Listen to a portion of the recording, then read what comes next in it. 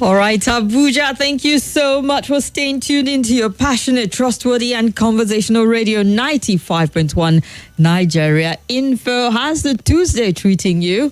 It's still pretty much early in the week, so don't tell me you're already tired. The week is still pretty young. I hope your energy level is still hovering around, 100%, because it would be a shame if it's tanked already. Well, has been a conversation from start to this very point. Engaging, intense. Well, I know on the Sunny Side Show, we'll try to let things down, intensity of the conversation a tad. Maybe not like hard facts light. However, it's not as intense as the Morning Crossfire Show. But I intend to up the ante a tad because we start off looking at Nigeria issues. So any show that you start off looking at the big stories driving conversation, it starts off with an intensity. And that's what Hard Facts is about. So I officially welcome you to Hard Facts with yours truly, Kimberly Mwachukwu.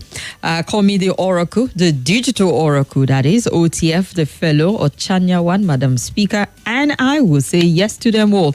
I'll be here till 7-ish, and we're going to start the show off looking at the three big stories, and the 4 o'clock hour will focus on Lagos State, where hopefully we'll be talking with our correspondent from Nigeria Info Abuja, Lagos office to get all of the feelers and the update as to what is happening, and health and lifestyle will come up at 5 o'clock. So what are the big stories you're talking about today? I'm sure one or two of our stories would definitely make the court. But one of the stories that people are talking about is the death. There's been reported of the elder statesman, Sir Edwin Clark, a prominent Ijaw leader, has been reported dead at 97, and a lot of prayers have been going out and condolences to his family. But just to let you in on my guest for today, go check us out on YouTube and Facebook at Nigeria Info Abuja on Facebook and at Nigeria Info Abuja on YouTube. Joining us for the very first time on the Big Three Roundtable, I'm honored to have a very senior colleague, Oga at the top. I'm sure he would not agree with that, but he's been in the industry for a while, held several capacity. And when I was talking with him, I'm like, so how would I introduce your name? And he started reeling it out. I'm like, oh my God, this is taller than me already, if we're piling it up against my height. But I'm really honored to have Mr. Ben Shemang with me in the studio. He's a journalist. He's come a long way from national, like the Voice of Nigeria, to international media, and he's still pretty much a big player in the industry as we speak. Sir, it's an honor to have you in the studio. You're welcome. Thank you very much, even though the table is not too round. So I'm around the table. Indeed. The table is not as round as we'd want it, but it's an all-round conversation we have at the end of the day. Sure. Yes. So it's no longer news, the report of the former Federal Commissioner for Information, Edwin Clark. His family has put out an announcement today that he's gone on to glory. Mr. Clark, a prominent leader of Ijaw ethnic nationality, died yesterday, according to a statement by C.C. Clark, a professor on behalf of the family. He said the Ijaw leader was 97 years old, and until his death, Clark led the Pan-Niger Delta Forum, an organization of the people of the Niger Delta dedicated to promoting and fostering inter-ethnic harmony and security in the region. I guess a lot of people are familiar with him. Sure. I mean, he's one of those trendsetters, newsmakers whose opinion would definitely take center spread or the headline at the end of the day. And he's very, very passionate position around Niger Delta issues. 97 years, I think he went down a fighter, because even as sometime late last year, he was still very vocal and still talking. What do you make of this report, sir? Yeah, honestly, I think that Nigeria has lost a very big and a rare gem. Because if you look at it, his life has always been that of a struggler. He struggled to the end, But some 4 or 5 years ago, at the point he said he was at the departure lounge and he was ready to fly, go meet his maker. But you see, God in his own way said, no, I still have to add some years or to what you have. And he would have been 100 years. But God said, okay, time has come. Your struggle, leave it like that. Your grandchildren, your great-grandchildren will take over from there. because you cannot talk about the Niger Delta without, in fact, the Ijaw people, they'll just call him Ike, or sometimes Ike Clark, So they are fond of him, he's fond of them, and he loves that place with compassion. And of course, you can always take that to Nigeria as a whole, because as a federal commissioner, the equivalence of Minister of Information, those days, it was his duty to explain to what government policies are. It was his duty to explain to the international community, local community, each time there were projects that the government wanted to churn out to Nigerians. Of course, Ike Clark was there, and he could give the needed professional approach to it. And even when he left, that portfolio, you could see that he was never someone who would hide under the table to say whatever he wanted to. He would look at you on the face and simply tell you the way it is. And of course, he spoke truth to power, spoke truth to authority. Albeit controversial, because it depends on what he's saying. It is true to power, but to the people who are receiving it might be like, you're too intense. It sounds, at some point, people always say there are leaders who took very regional position. It's about the interest of that region and not necessarily about a national picture. Yeah, you see, when a region or someone is pushed to a corner, and of course you can't break the wall and continue running away, and your people with power begin to pursue you, Edwin stood his ground where he could fight properly, and he did that very well. When some people will feel, oh no, he was a regional leader, he was this. You can't talk of a regional leader without also talking about the Niger Delta. Oh, yeah. Tell me about the oil story in Nigeria, and we'll tell you about Edwin Clark, who will also want to talk about the environment, who would want to talk about the people he felt that there was a kind of shortchange, and therefore they needed to be big players in the oil sector. Talking of the oil wells, how can some people come from southwest, from northern Nigeria, and you can't have the real indigents participating? So if you had reasons to traverse the Niger Delta states, there's none I never went to, there's none that I never went to, and none that I would say that I was not there, not at least 5 times. And I slept in some state capitals, I slept in some towns, I went around some of these areas. You could see neglect, and you could see why. Even Ken Saro-Wiwa, Adakaboro, you could see them, the way they came so hard on the Nigerian authority. And of course, they needed to make a point. And that was why Edwin Clark, the Niger Delta question cannot be discussed without mentioning Edwin Clark. Indeed, it must be a loss, even though it's everyone's fate at the end of the day. He's lived up to the 90s, given the fact that the life expectancy in Nigeria is low. To cross into the 90s came due to the struggle. Nigeria is an interesting thing because you can be on the struggle for a long time. You mentioned Ken Saro-Wiwa. He died for the right of the Ogoni people, clamoring for certain things that till date, they are still calling for it. His brother, J.P. Clark, the poet too. They all were in the struggle together. Exactly. Eke, another prof in the Niger Delta struggle. And I want to also say that Edwin Clark was someone I was always meeting to, having some sound bites, radio. You need someone who will give you the stuff. Indeed. I know. Some people will say, oh, I heard him right. He said so. I remember around Asokoro area, around Gowan Crescent, I was always going to his house to get some interviews. And good thing, clearly when they say, oh, a journalist is here, please give him access. He had a peculiar kind of a voice, but one was worried too, the kind of security around him, even soldiers. So, man, not just policemen, not just state Department of Security Services. You could see military men around him. Of course, understandably so. Indeed. So he lived a life that many people would have also want to emulate. He had his own Edwin Clark University, so that means education is key. So he needed to change the Niger Delta narration. He needed the youths. Look, don't just stay there and believe the oil is yours. I mean, you can also make it just like any other person in any other sphere of life. And you look at his life, he was a counselor. Those days, and do you know he was a senator?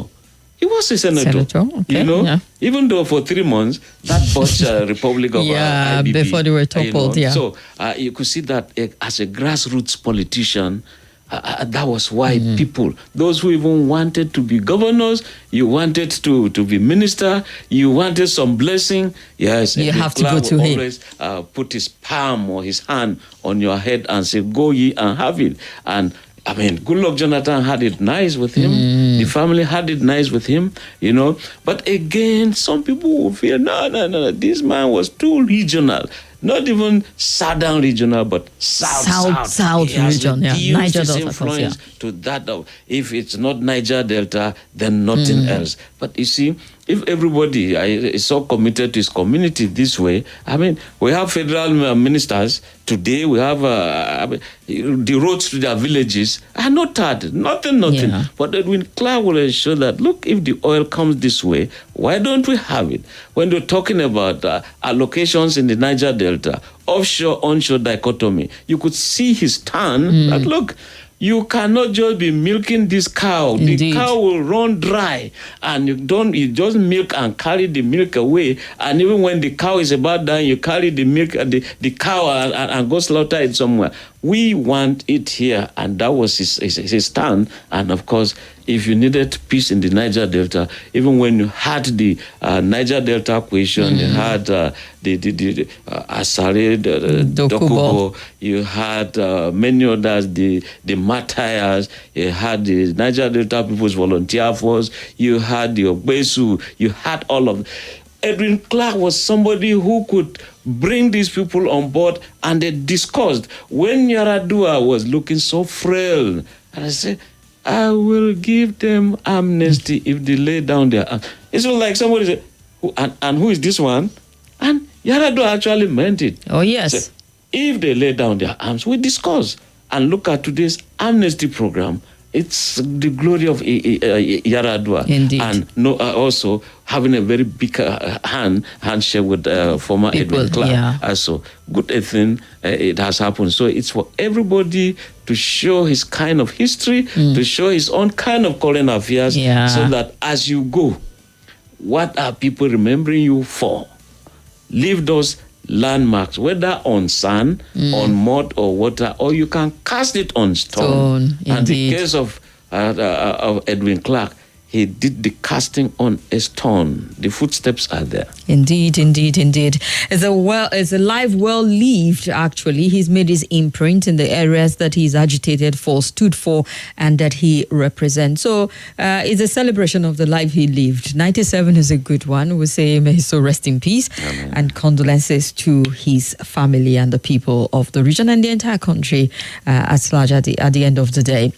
Let's move from that. We'll get your update. Get your reaction to the story. I see some of the phone lines buzzing already, but don't forget, check us out on YouTube and Facebook. Leave your comments there also at Nigeria Info Abuja. Banky says, morning, our dear Edwin Beckett Deremo Clark. I celebrate him for his proactiveness even till his last breath. Rest in peace to the brave one, says Banky in Wuse 2 there. Thank you very much, Banky, for your message. And good afternoon to our guest. Delighted to have him on board.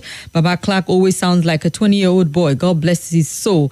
I tap from his anointing. God bless him God blessed him with a good health. Oludade Abiodun sent that one in. And welcome to the studio, Oga Ben. We're excited. Your analysis showed the class that you are made of. A guru in Voice of Nigeria that always command us to get the news by all means, but leave to tell the news as IT students back then. But the soul of Edwin Clark, rest in peace, he was indeed a regional champion. Chauvinist, is that what you meant to say? And played a pivotal role in the regional struggle. Romian Roppel from Gwa. Apparently, this is an old IT student who. I like that line. Get the news by all means, but leave to tell the story I can understand that. Get the story, but don't die doing it. I always tell my reporters that time, when you go to report conflict, don't get reported. Stay alive and report the news. If not, in the end, they'll just give you by the way kind of a thing. Wow. In the midst of this, I promise I was reading it. I had chills because I know the impact of that. Given the fact that we've had people who have lost their lives in the line of duty, trying to just cover. I mean, if you follow the Middle East, how many reporters and journalists have gone from there? So it's a good one to tell them not to lose their lives, because even in Nigeria we've had those who have done that there. So let's head on to Osun State, where it's quite interesting, the development. The Osun State Police Command confirmed that 6 people lost their lives in the political unrest that engulfed the state on Monday. In a statement on Tuesday, the command spokesperson Yemisi Opalola expressed sympathy for those who lost their loved ones and their property. That's just from the police perspective. And the All Progressive Congress and the People's Democratic Party have traded accusation over escalating violence in Osun State, which culminated in the killing of a former chairman of Ijaw local government area, Mr. Adeleke Abbas, and 6 others on Monday. The crisis was triggered by a contentious Court of Appeal ruling allegedly reinstating APC elected local government chairman and councillors. Osun State Governor Adeleke had raised an alarm on Sunday, alleging conspiracy led by the Minister of Marine and Blue Economy, Oyetola, and some security agency heads to enforce the ruling. Adeleke urged the public to hold Oyetola and the state security chiefs accountable for any ensuing violence. It was a free-for-all as supporters of the APC, the PDP, unleashed mayhem on local government secretariats across the state on Monday, leaving in its wake deaths and injured persons. And in a video, Abbas, who was elected as chairman in 2018 election, was seen lying in a pool of blood with an open wound on his head. And a security source present at the scene who craved anonymity said Abbas was killed following a bloody clash between party supporters with gun, machetes, among others. So we're still looking at the development coming out from that state. I know Davide spoke in support of his uncle, calling out the police commissioner, even though he came out to try and retract it. But this is a court ruling, and the interpretation of the parties and the people is, let's just kill everybody and scatter everything at the end of the day. It's disturbing. Sure. Welcome back. Okay, so we need to run on a quick break and get your reaction to this. Stay with us. Let's go on a very quick break.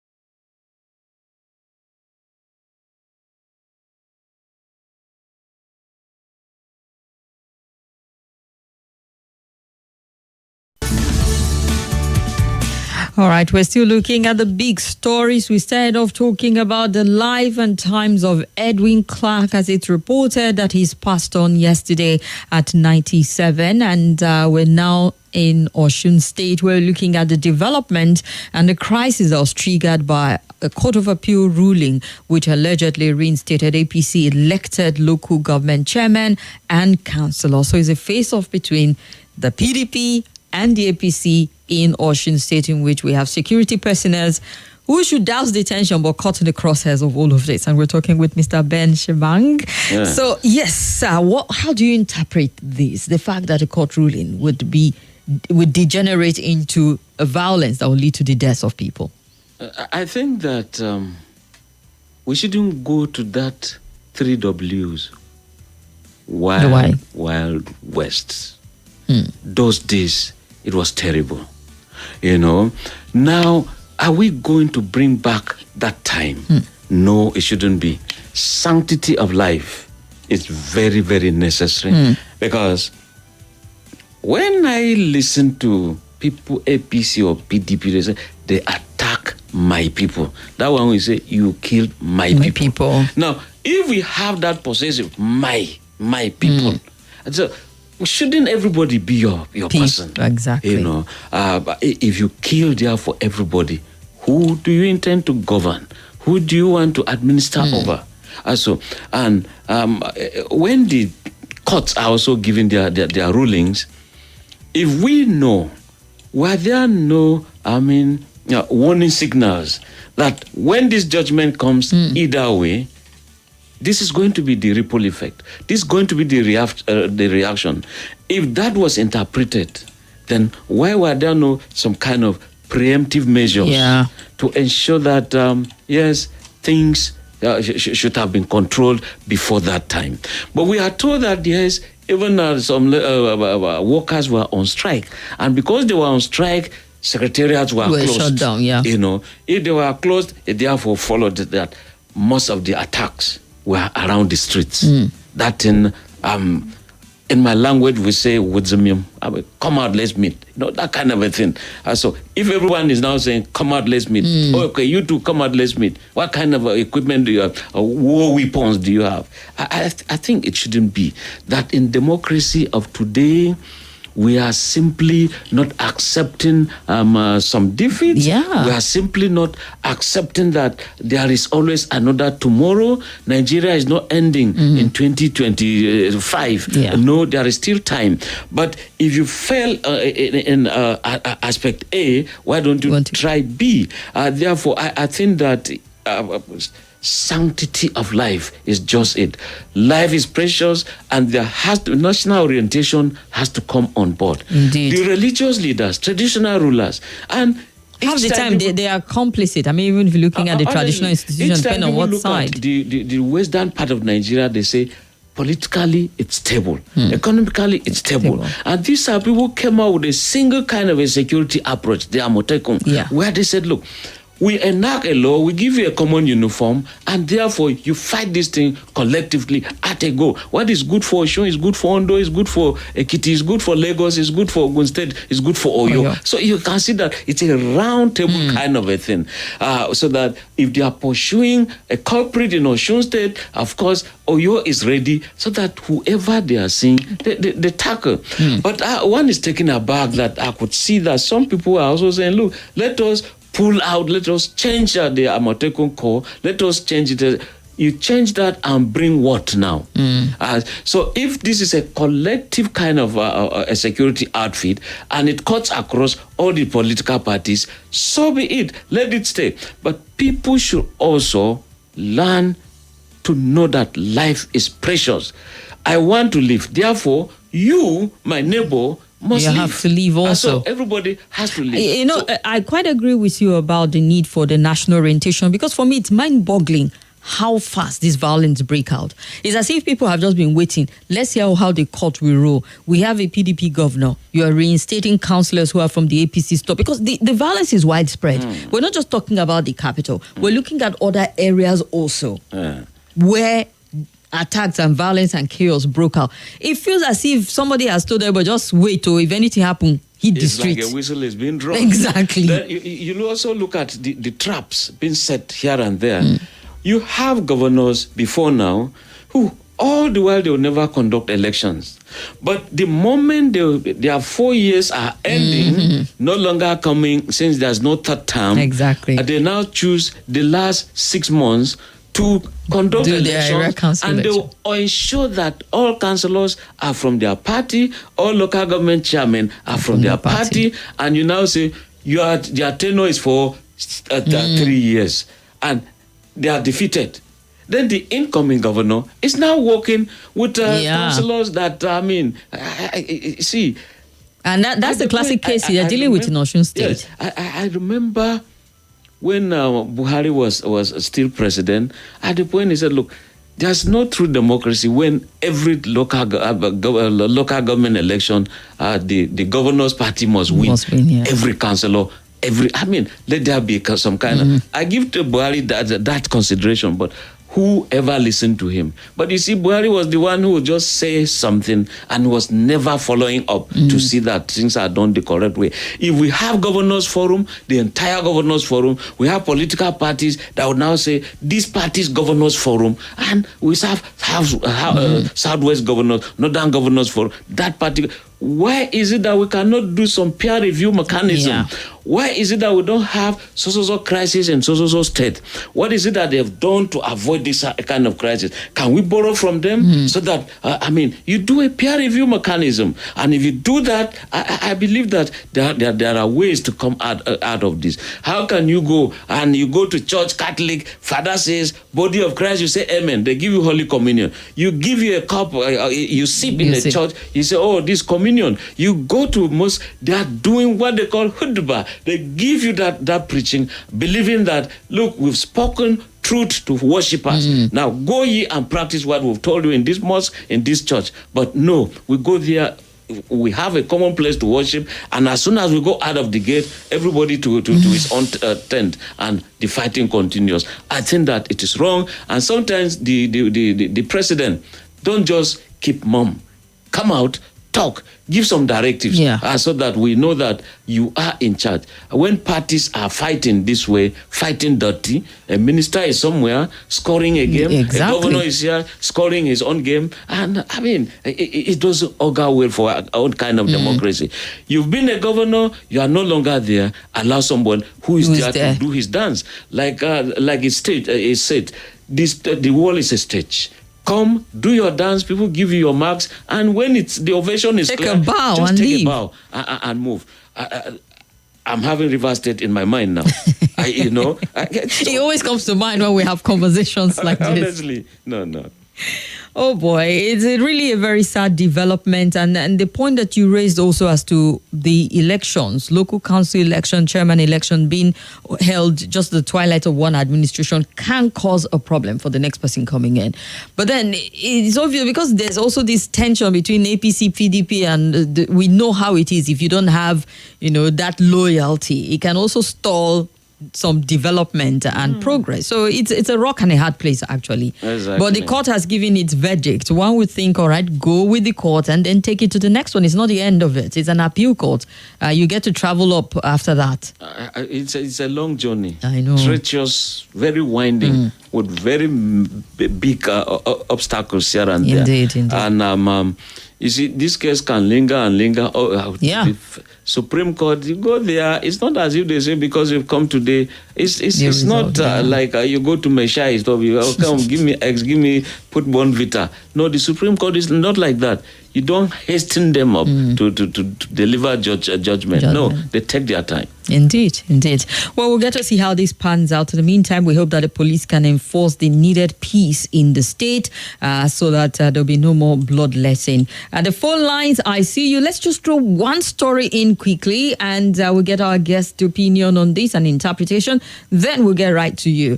MBS says Nigeria's inflation figure dropped to 24.48% after rebasing, because I know the last time we talked about inflation, it was at 34.8. Nigerians were hyperventilating. How did we even cross? Because I remember, good luck, Jonathan, when we got into second 2 digits.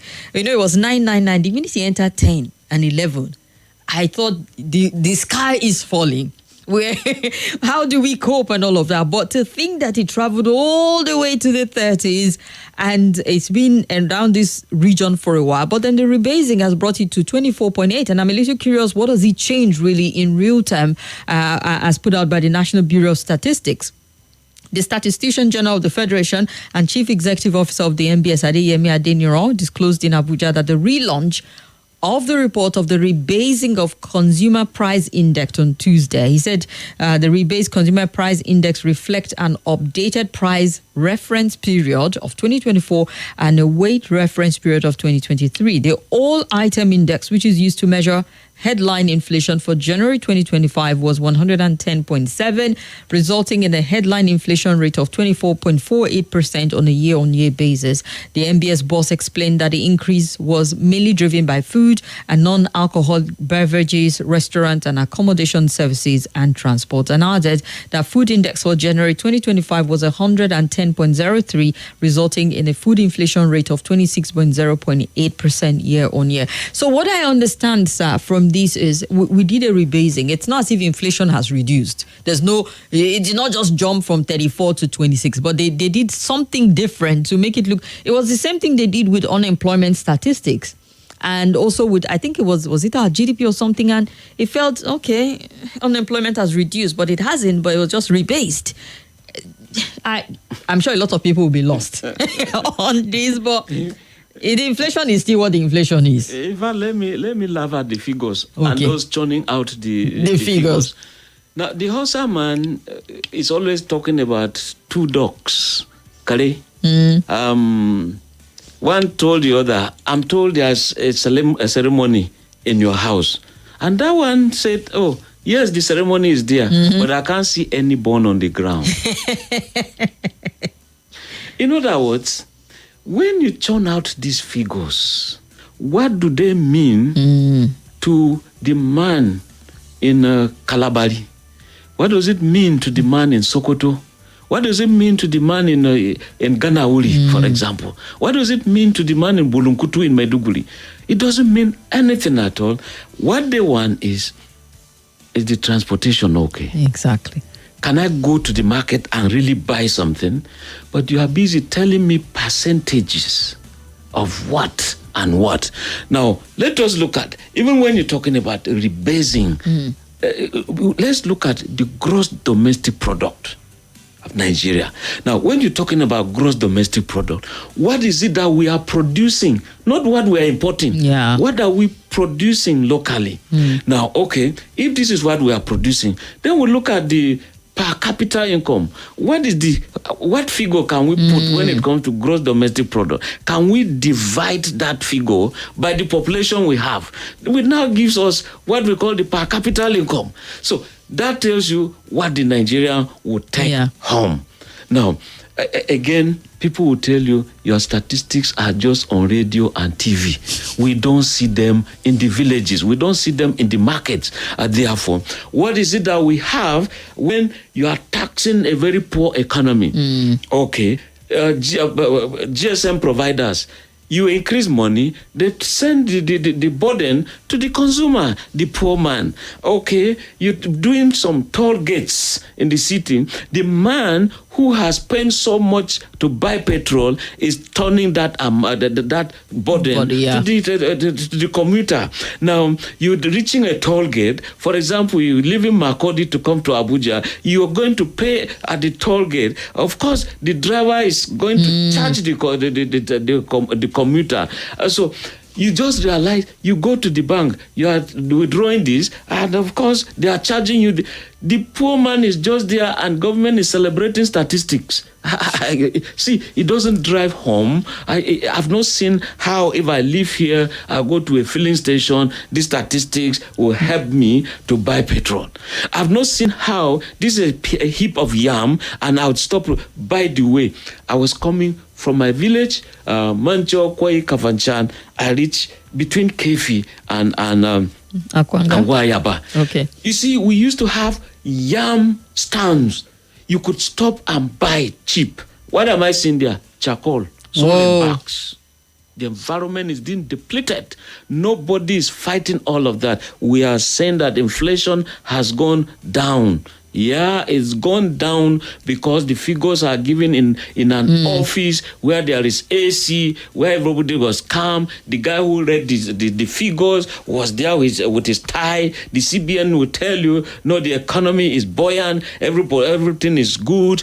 The Minister of Power at the point was saying there were no sound of generators because fuel pump prices have gone, has gone high, so people cannot afford to use their generators. Not knowing that people cannot afford the fuel. And that is why, then you're talking about insecurity. You go to some villages now, in our areas in southern Kaduna, many people no longer use generators because a generator can hinder you from hearing when there's a gunshot. It can hinder you from hearing when some people are calling for help. And so in the daytime like this, some people just on generator, people quickly would just go and charge their phones and go back and wait. Why are we? I shouldn't be afraid of my daytime. Indeed. I shouldn't be afraid of my nighttime. Why was it that those days it was easy, nice time for you to take your driving in the night? You say, there'll be no traffic. I used to back in the day. From here to Kaduna, I just drive at night by myself. So easy. I dare not now. Each time, you feel like having a nap, you just clear the road and have a nap and move on. But today, no. When people are moving, you feel, are they the ones coming for the attack? The guys who will come and say, God, this place is not safe. They are the ones coming to attack you. They've come to study this. Kidnapping here and there. Villages are evacuating. People are evacuating from coming to the city. They are living in urban slums. The statistics are saying that the economy is buoyant. Inflation has gone down. Not even a single digit. Not down there.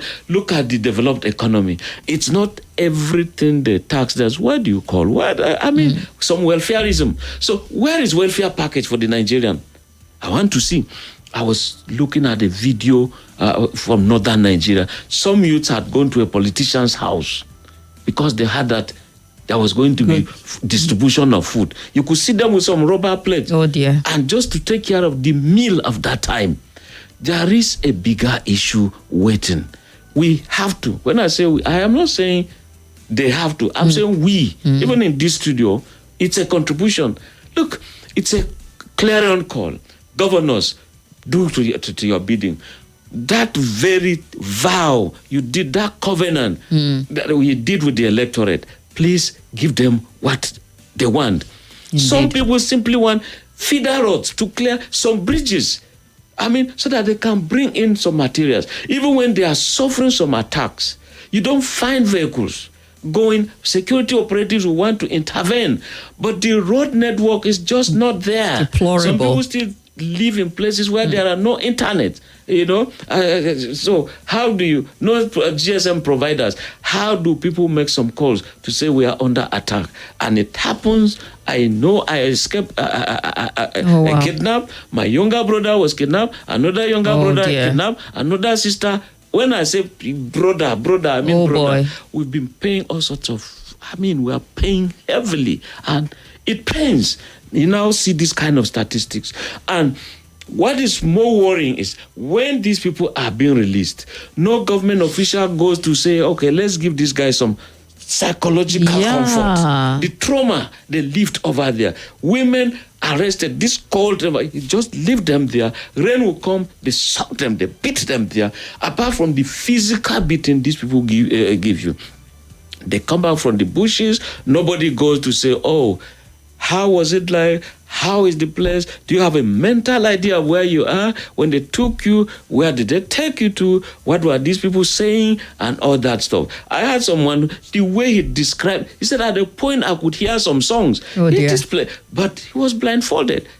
And when they say ransom has been paid, look, these people just come with you, drop you, having taken their money, and sometimes they even go to count to ensure it is the correct thing. As if you owe them.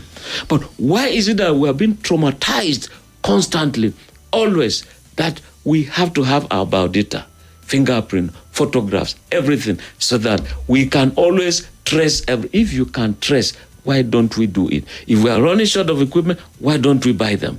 And look at the period of Buhari. They said every year recruit 10,000 policemen. The whole of Buhari's 8 years, we didn't get to see them. Now, we would have seen more deployments here and there. Now military, the soldiers are taking over checkpoints. It's not supposed to be. And if you check the rank and file of the police force, most of those who would have done the job you know, you have the constable, you have the sergeant, you have the inspector. You don't have that caliber in the police force because there was a gap in recruitment. You now see DSPs mounting roadblock. Where is it done? Wow. These are people who are supposed to do the yeoman's job. They're supposed to head some crack teams to investigate some of these things. But they are busy fighting themselves with the soldiers in the street as to who is supreme. You fight with national security. What is it? NSDC, DC. You know, you just see them just fighting over nothing. Supremacy fight. And they said the statistics are good. Oh boy. So at the end of the day, it's not about these numbers that people can relate with, actually. I see a lot of comment. The light on, Philip Hamzi, I see Vivian Happiness, I see you also, David DJ. The problem is the police. After being informed by the sitting governor, the police should have prevented it and saved lives. Festus UEC is watching us from Kaduna. That is good to know, Festus. Let's go straight to the phone lines. Remember, we have a lot of people waiting, so please don't hold the line. 1 minute tops. Drop your point and head out. Thank you for cooperating. 0700-951-0000. Hello? Yeah, hello, good afternoon. Good afternoon. Thank you. My name is Abdul calling from Jadi. Go ahead. Nice topic in the studio with your guest. But the issue on ground is that since 1999, how many laws do we implement in each and every state to be a law in the respect of the security at work, security at home, security at villages? I was 10 years old then. I know that if you go out after 8 o'clock, there is policemen roaming around the street everywhere in my area. If they pick you up, they have to take you to the station. Your parent has to go and pay 1,500 naira for your bailing. And they don't like to lose that money again. They warn you of doing wrong things or going out in the night. How many children are roaming in the street of Abuja in the afternoon and in the middle of the night on the traffic light, spreading water in the street or on the cars of people and begging for money? All right. Those children, in the next 10 years, they are the one that they will terrorize Abuja. Abuja has to start to be law, implement it to be a law. You cannot come and roam on the street of Abuja. All right. Thank you very much. Keep doing what you are doing and do it very well. Thank you very much. Hello. Hello, good afternoon, my sister. How are you doing? Fine and well. Welcome. Thank you. My name is Abama. And greetings to the guests in the house. And firstly, show you how you felt. Sorry about that. This is Nigeria's experience. So Osun State, before I called the program, I need to call out to the people there just to have update. So we're told everywhere is calm at the moment. And hopefully, before the Saturday, they have local government and whatever election. Hopefully, we'll now hear what happened yesterday. Even though we're told they retaliate when they kill their own, they kill others too. We don't wish for that. So police, it is now right time for you to do your job, to protect us, protect our life and our property. Please, we are begging you. All right. Begging you. Thank you. Thank you very much. Let's hear this other caller. Hello. Good afternoon, Mr. Good afternoon. Mr. Payo is calling from my camera. Go ahead. Has happened in the West. Even though the judge that gave this appeal court ruling, I think that the provision of the appeal, the case going to the Supreme Court. Why did the APC chairman and council, why did they not vote and let this case be exhausted everything before they now immediately go and say they want to resume because the appeal court has spoken? I think that is the tension in people. I think politicians should be educated. Can you understand? That even if a case has been, a judge has given a judgment on the case, so if that Supreme Court is the end, fine. But if there is provision for them to go to Supreme Court, why did they rush to go and occupy immediately? All right. I think they should have a place to answer. All right, sir. Thank you very much. Let's hear you next. Hello. Good afternoon. Good afternoon. Yeah, this is Mr. Gideon from Gwagwalada. Go ahead, Mr. Gideon.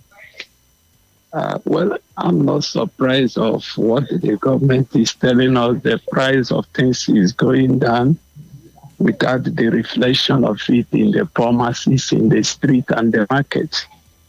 Well, it's not a new thing. If we can remember when the Mr. President was comparing, he told us that it is his turn to rule. Then he will continue where Buhari stopped. From that moment I heard that thing from him, I lose hope in his administration. So let's keep on hoping. God will help us. All right. Thank you very much. Let's take a break and just look at some comments quickly. Good afternoon, Kim, and good afternoon to our guest in the studio. Federal government needs to look into local government repositioning in the country, because the way things are going now in some states, I think the kind of politics that our politicians play in Nigeria cannot go well with local government. I'm sorry, but that's the gospel truth. Bookman from Airport Road. Emmanuel from the National Assembly says, Kim, your guest is giving me joy.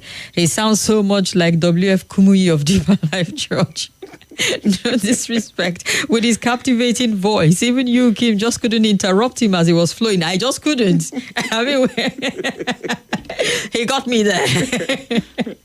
And then besides, the touching story as to the reality of people with the insecurity is not one you can interrupt, because it's the real fact. Until you meet people who have gone through it, sometimes it might sound like news to you until you feel people who have walked down that road.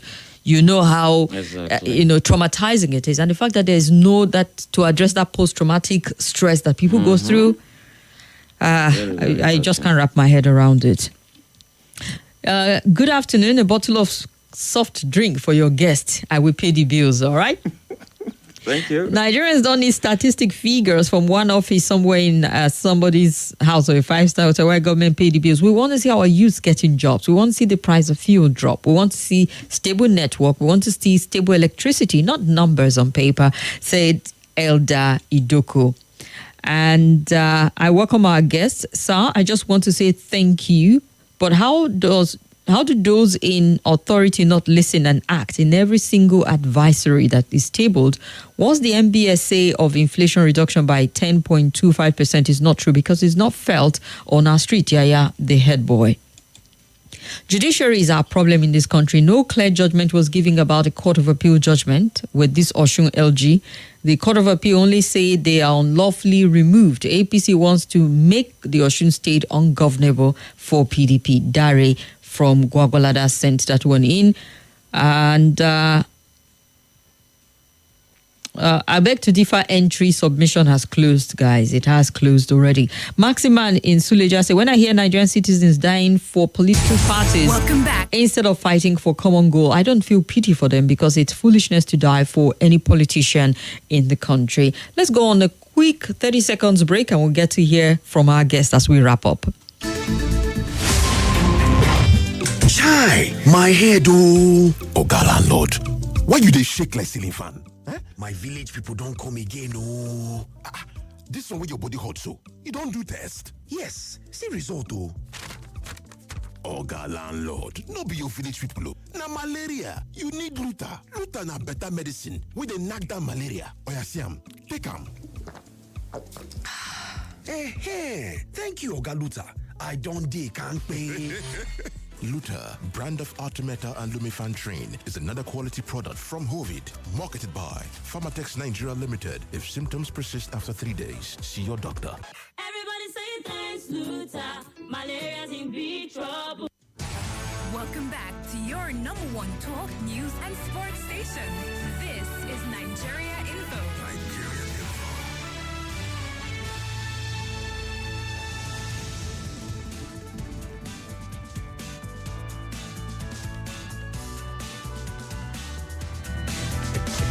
All right, Abuja, thank you so much for staying with us. I see your comment. There are quite a lot of them on the phone line, still buzzing, but we need to wrap up now. Let's give our guests some time to respond. Is there anything you want to touch on as we give us your concluding statement? Yes, I think this issue of local government autonomy, financially and everything as in, I mean, when you having 3 tiers of government, it should be so independent. And because that's the grassroots itself. Yeah. Democracy is from there. Even the president is from a local government. It's from a ward. So whatever the local government it does, it's like the state government. It's like the federal government. So it has councillor for works, councillor for health, councillor for education, councillor for the environment, councillor this, councillor that. So if you allow these people who perform almost like commissioners or ministers in their own right, employment in these areas will be there, and whoever they cannot employ, then that group will move to the state level. When the state cannot employ, then the federal government will come in. But the situation where the governor has pocketed the local government, that it took the President Buhari that time to even go to the Supreme Court. The Supreme Court said, no, you are a member of the executive, you cannot make law, and you cannot execute the law. So now it has taken Tinubu to still go back to this. Can the local government be autonomous? Governors, when you carry the Quran, you carry the Bible and swear, please follow it. There are consequences. If you like, I remember interviewing Professor Yewande Abimbola those days. I said, look, I'm a traditional religionist, and what I do is I've been telling President Obasanjo people should swear in by some native gods, and you see these people will never do it. Now they are hiding under religion like Islam and Christianity. They are hiding over something. Let us be truthful. When you are given that public trust, deliver and deliver service. Indeed. Irrespective of religion, creed, or region. Just humanity in all and above everything. And I think it's not just to those in public office, to every one of us, in every space that we find ourselves, to really look at it from that point of humanity at the end of the day. Thank you very much, sir. It was really an honor and a delight to have you on the Big Three with us. And Abuja is, well, you do have a lot of people who has followed you over the course of your career, but they're saying, Kim, let's bring him more often. I would see how I'll talk to Bivan to facilitate that, to ensure that we have you in the studio more often. Bivan Magoni has been disturbing me all the time. I've been putting pressure on him also. Exactly. Meanwhile, I know the meaning of his name. Van means to be tired. Bivan means not to be tired, little one. So I know he's not tired. So this man is energy personified at the end of the day. That's why he will never van. Thank you very much. Thanks you. Appreciate you. Great honor. Yes, our guest will be Mr. Ben Shemang, and hopefully we'll see him again on the Roundtable. Let's take a break and join Bivan for the news at the top of the hour. Stay with us. Information is key. It is power. Information rules the world. Get informed. Stay informed. Nigeria Info, your number one station for talk. This is Nigeria Info.